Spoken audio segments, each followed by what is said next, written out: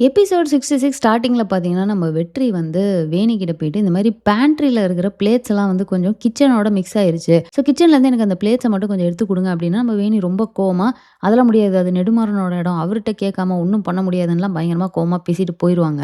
அடுத்து பார்த்தீங்கன்னா, நம்ம விக்கி அண்ட் வேணிங்க. அதாவது ஒரு சீன்ல வந்து என்ன நடக்குது அப்டின்னா, அந்த பக்கம் இன்ஸ்பெக்ஷன் வந்துட்டு இருக்கிறாங்கன்னு நெனைக்கிறேன். நெடுமாறன் ஒரு பக்கமா வந்துட்டு இருக்கிறாரு. விக்கி அண்ட் வேணி பார்த்தீங்கன்னா, ஒரு ரூம்குள்ள வந்து பேசிக்கிட்டு, அவங்க வந்து ஹக் பண்ற மாரிலாம் வந்து பண்ணிட்டு இருக்காங்க. அத வெற்றி வெளியிலேருந்து பார்க்குறாரு. நெடுமாறன் வரதையும் பார்க்குறாரு. இவர் வந்து சொல்றாரு, "நெடுமாறன் வராரு. வெளிய வாங்க, வெளிய வாங்க" அப்படிங்கிறாரு.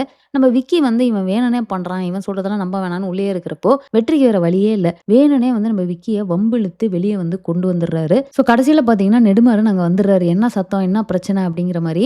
ஸோ எப்படியோ வெற்றி வந்து அவங்கள வந்து காப்பாத்தி விட்டாருன்னு வச்சுக்கோங்க. ஆனா இங்க என்ன மேட்டர் அப்படின்னா, இவர் வெறுப்பேத்துறப்போ வந்து நான் ஸ்டார் ஷெஃப்பா வந்து ஆகப் போறேன். அதுல பார்ட்டிசிபேட் பண்ண போறேன் அப்படிங்கிற மாரி இவர் சொல்வாரு. எப்பவும் போல நம்ம விக்கி அத ரொம்ப அசிங்கப்படுத்தி பேசிட்டு இருப்பாரு.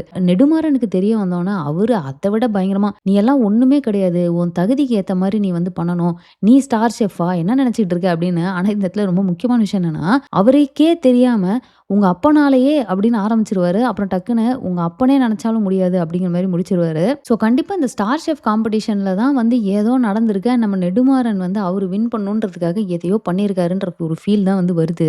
ஸோ இதுக்கப்புறம் பார்த்தீங்கன்னா, நம்ம வேணி வந்து விக்கி கிட்ட போயிட்டு கிளியரா சொல்றாங்க. "நான் நினைக்கிறேன் நம்மள காப்பாத்துறதுக்காக தான் வெற்றி வேணும்னே நம்மள சண்டை போட்டு இது பண்ற மாரி பண்ணியிருப்பாரு" அப்படின்னு சொல்றதுக்கு நம்ம விக்கியால வந்து ஒத்துக்கவே முடியல. "நீ எல்லாத்தையும் நம்பிட்டே இருக்கிற. இதுதான் உன்னோட பெரிய மைனஸே. போய் உன் வேலைய பாரு. அவனாவது இதான் அவன் தான் நெடுமாறனே அங்க வர வச்சிருப்பான்" அப்படிங்கிற மாரி நம்ம விக்கி பேசிட்டு இருப்பாரு. பட் நம்ம வேணிக்கு வந்து மனசு கேட்கல. அவங்க என்ன பண்றாங்க அப்படின்னு பார்த்தீங்கன்னா, அங்க இருக்கிற அந்த பிளேட்ஸ் அவர் கேட்டாரு இல்லையா?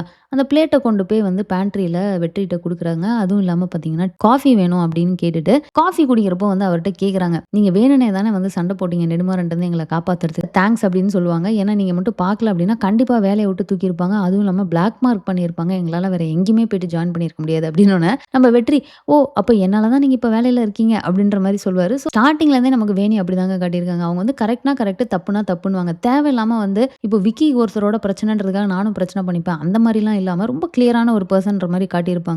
ஸோ கரெக்ட்டா வேணி வந்து வெற்றிய அண்டர்ஸ்டாண்ட் பண்ணிக்கிட்டு வந்து இந்த விஷயம்லாம் பண்ணது வந்து பார்க்கறதுக்கு ரொம்பவே நல்லா இருந்தது. ஸோ இது போக பார்த்தீங்கன்னா, நம்ம ஐஷு லாஸ்ட் வீக்கே பார்த்துருப்போம். அதாவது அந்த சீக்காவோட அவர் இருக்கிற அந்த ஃபோட்டோவ வந்து ஃபோன்ல ஃபோட்டோ எடுத்து வச்சுருவாங்க தெரியுமா?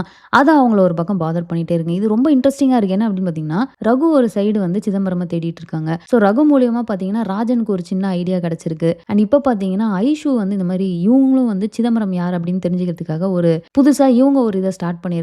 ஸோ எல்லாருமே சுத்தி பார்த்தீங்கன்னா, நெடுமாறன சுத்தி எல்லாம் சிதம்பரமே வந்து தேடுற மாரி இருக்குது.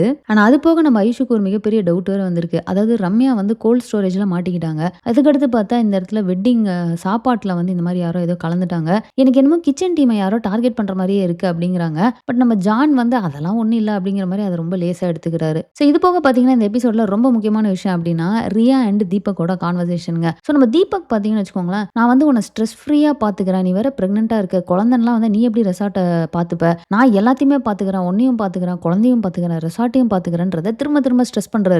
அத கேட்டோனே எனக்கே ஒரு ஃபீல். இது ஏதோ தப்பா இருக்கே! அதுவும் இல்லாம நம்ம ரியா வேற கேட்பாங்க. "ஆமா உனக்கு வொர்க் இருக்குமே! நீ எப்படி வேலைய விட்டுட்டு இத்தன நாள் வந்து இங்க இருக்க?" அப்படின்னு கேட்கிறப்போ, "அதெல்லாம் ஒண்ணும் இல்ல. நான் பார்த்துக்கிறேன்றாரு." ஸோ கிளியரா ஒரு டவுட் நமக்கு வந்து வருது. என்ன அப்படின்னா, இவருக்கு ஏதோ பிசினஸ்ல லாஸோ என்னமோ ஆயிருச்சு. ஸோ அதனால தான் திரும்ப திரும்ப இங்க வந்து ரெசார்ட்ட டேக் ஓவர் பண்ணிக்கிறேன் அப்படிங்கிறத ஸ்ட்ரெஸ் பண்ணி சொல்லிட்டே இருக்காரு அப்படின்றது. அண்ட் இன்னொரு ஒரு சின்ன விஷயம் நடந்திருக்கு. என்ன அப்படின்னு பார்த்தீங்கன்னா, நம்ம ரகு வந்து வெற்றிய வந்து கூப்பிட்டு இந்த மாரி பேண்ட்ரி நல்லா போயிட்டு இருக்கு அப்படிங்கிறதெல்லாம் பாராட்டி அனுப்பிருவாரு. பட் அதுக்கப்புறம் பார்த்தீங்கன்னா, ரியா அண்ட் ரகுக்குள்ள நடக்கிற கான்வர்சேஷன்ல நம்ம ரகு வந்து ஃப்ரெண்டோட பையன் அப்படிங்கிற மாரி சொல்லிடுறாரு. ஸோ ரியா வந்து, "ஓ! அதனால தான் அவனுக்கு இத்தன சான்ஸ் குடுத்தீங்களா?" அப்படின்னு கேட்டதுக்கு கூட, பட் அதுக்குன்னு சொல்லிற முடியாது. அவனுக்கு இருக்க டேலண்ட்க்கு அவன் கண்டிப்பா ஒரு பெரிய ஆள் ஆயிருவான் அப்படின்னு சொல்லிட்டு, அவங்க அப்பா மாரியே அவன் வந்து ஒரு பெரிய ஆளா வருவான், நல்ல ஷெஃப்பா வருவான்றத சொல்லிடுறாரு. ஸோ இப்ப நம்ம ரியாக்கு வந்து அது யாரு சிதம்பரம் அப்படிங்கிறது தெரியலனாலும், வெற்றி வந்து அவங்க அப்பாவோட ஃப்ரெண்டோட பையன் அப்படிங்கிற அளவுக்கு வந்து அவங்களுக்கு தெரிஞ்சிருக்கு. ஸோ அவ்வளோதாங்க எபிசோட் 66ல நடந்த எல்லாத்தையுமே நம்ம ரிவ்யூ பண்ணிட்டோம். அடுத்த எபிசோட் 67ல நடந்துச்சு ரிவ்யூ பண்ணி நெக்ஸ்ட் ஒரு வீடியோ போடுறேன். மிஸ் பண்ணாம பாருங்க. மறக்காம சேனல சப்ஸ்கிரைப் பண்ணி என்ன சப்போர்ட் பண்ணுங்க. தேங்க்ஸ் ஃபார் வாட்சிங். Bye by.